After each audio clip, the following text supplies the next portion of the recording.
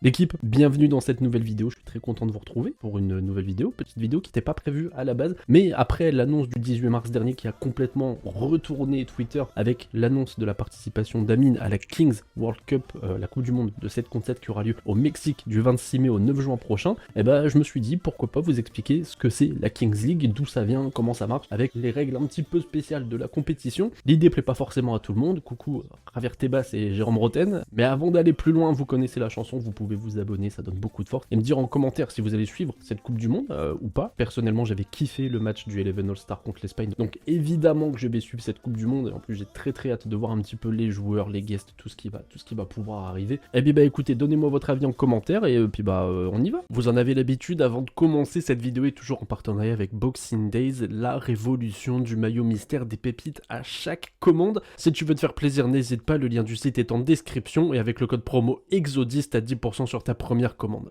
La plupart d'entre vous le savent, l'homme derrière la Kings League, c'est Gérard Piqué. Je pense pas qu'il y ait besoin de vous présenter qui est Gérard Piqué. Du coup, on va s'intéresser directement à comment il en est venu à créer la Kings League. Déjà, pour mettre un petit peu de contexte, Piqué, ça a toujours été un homme d'affaires. Il est président du groupe Cosmos avec qui il a obtenu l'organisation de la Coupe Davis récemment, même si ça s'est pas forcément très bien fini. Et début 2023, il a décidé de lancer la Kings League. Un championnat de foot à 7 qui se veut plus divertissant que le foot classique, partant d'un constat qui est plutôt simple, avec lequel on peut être d'accord ou non, celui que les spectateurs, et en particulier les plus jeunes, ont de plus en plus de mal à se concentrer devant un match de foot. On va pas se mentir, je pense que la majorité des gens aujourd'hui, et vous qui regardez la vidéo, vous regardez le match d'un œil et vous scrollez sur votre téléphone en même temps. Le temps d'attention des gens, il est réduit, ça c'est indéniable, et tout ça c'est un petit peu à cause des réseaux sociaux et de ce que ça nous impose. Tout doit se consommer plus vite, surtout attirer l'attention et surtout la maintenir sous peine de se faire scroller. L'idée du coup, elle est là, proposer au public du football, mais en mieux, en plus divertissant, et pour ça Piqué va nous proposer une recette bien particulière que l'ami Scipion a plutôt bien résumé il y a quelques mois de ça dans l'émission Hors-jeu, où il disait: c'est un mélange un peu d'Interville, sans les vachettes,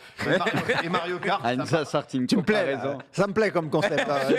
Du Mario Kart, ouais, un peu. Ouais, non, mais franchement, je préfère avec les vachettes quand même. J'ai regardé tout, c'est un peu fou. Et oui, il y a un peu de ça, parce qu'il y a quand même une bonne base de règles classiques du football, et il y a aussi quelques fantaisies. Certaines règles un petit peu piochées dans d'autres sports. Déjà, la base, c'est la durée du match, 2 mi-temps de 20 minutes chacune, qui commence par un engagement un petit peu particulier, un petit peu à la dodgeball, à la balle aux prisonniers, et avec, pour ce genre de match, l'objectif ultime d'éviter tout match nul, auquel cas le match se termine comme en MLS à l'époque dans les années 90, avec une séance de tir au but en partant du milieu de terrain, un bon duel à l'ancienne entre bonhommes avec limite de 5 secondes max pour marquer, le divertissement. Voilà, on y est.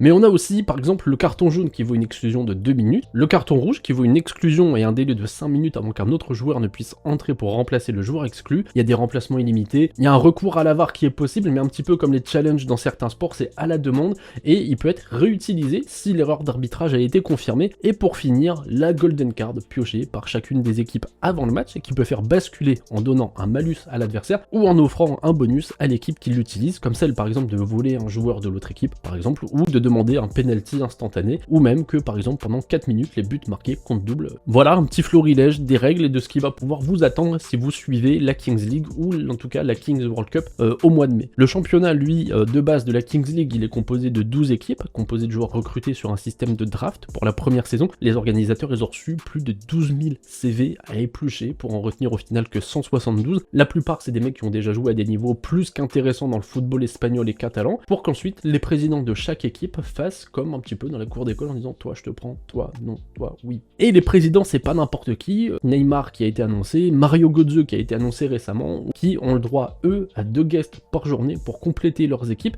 qui peuvent être par contre là à ce moment-là des joueurs professionnels, des joueurs sous contrat, pour pimenter encore un petit peu plus tout ça. Il y a aussi des happenings comme quand Agüero débarque déguisé en clown, ou qu'il y a un joueur pro qui arrive avec un masque de catcheur pour masquer son identité. Moi je vous avais prévenu, si vous voulez du divertissement, vous en aurez. Pour finir, et pour vous donner une idée de ce que représente la Kings League, pour la première journée à l'époque, c'est plus d'1 million de spectateurs qui ont assisté au lancement grâce aux dizaines de caméras et micros installés dans le hangar situé au sud de Barcelone, qui est certes le terrain officiel à la Kings League, qui permettent aussi la diffusion sur Twitch principalement, mais aussi récemment il y a des rencontres qui ont été diffusées sur la TV catalane. Le tout en partenariat avec des marques comme Spotify, Cupra, Adidas ou encore InfoJobs, partenaire principal qui donne son nom à la ligue. Si vous voulez assister au match et vous donner un avant-goût de cette Coupe du Monde qui s'annonce incroyable, tout se passe sur le site de la Kings League qui vous donnera accès au classement, aux journées, aux joueurs et aux liens vers Twitch si vous voulez vous mettre dans l'ambiance avant le mois de mai. Tout sera en description évidemment. Je pense avoir fait le tour, écoutez vidéo express mais qui aura le mérite d'exister, de vous expliquer un petit peu à quoi il va falloir vous attendre au mois de mai si vous voulez suivre cette Coupe du Monde de la Kings World Cup. Et comme d'habitude, n'hésitez pas à vous abonner, à liker, à partager, à commenter,